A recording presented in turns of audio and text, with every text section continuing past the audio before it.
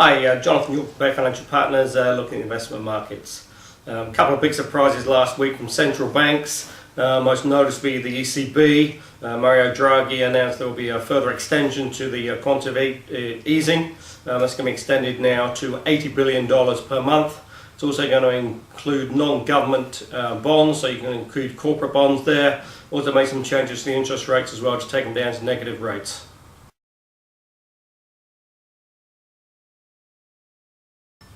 So now in Europe, the bank financing rate is now zero, officially zero.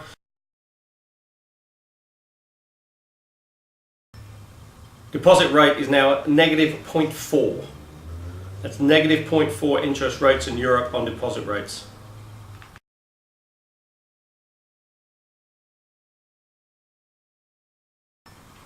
That certainly caused a bit of volatility out there in the equity markets. Initially, sort of reaction was down. The market has sort of steadily recovered a little bit of ground out there, but it's still very nervous.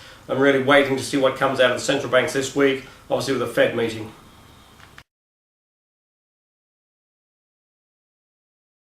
Now, while no one is expecting any change to US interest rates, it's just going to be interesting to see the rhetoric that the companies and the announcement in terms of rate hikes this year. Initially they were sort of potentially put on hold as the market was in a little bit of nervousness and increased volatility at the start of the year. But really the US economy is still in pretty good shape.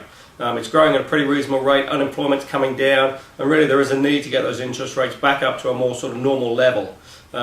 Consensus now appears to be looking for sort of 2 interest rate hikes this year from the US, possibly 3, sort of starting around sort of June, July of this year.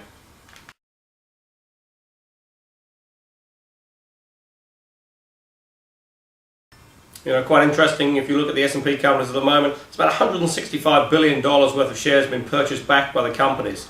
Now obviously with record low interest rates, it seems a pretty good investment out there for the companies to issue debt at very low rates and buy back their equities.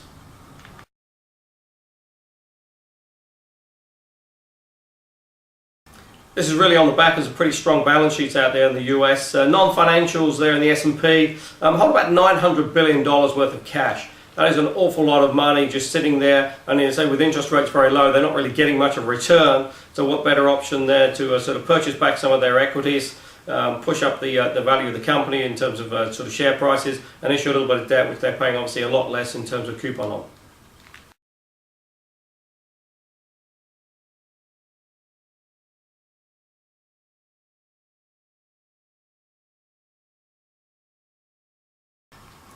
Here in New Zealand as well, a bit of surprise from the Reserve Bank with a cut in the official cash rate, takes it down to 2.25.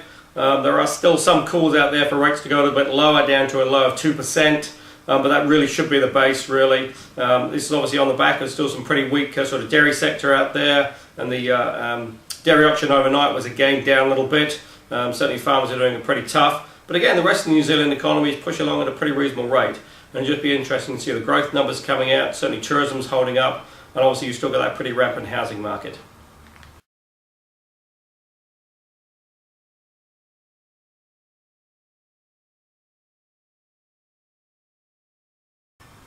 Now on the back of these record low interest rates, you've seen a slew of bonds coming through. These are being issued now in more sort of an institution style, which is a very short sort of time frame in terms of issuance. And they're coming in at sort of maybe a 5 or sort of 7 year, and coming in around sort of 4.2 to 4.5 level. Now that's, if you've got a bond there, 4.5 fixed for the next 7 years, historically, and that's a pretty low rate.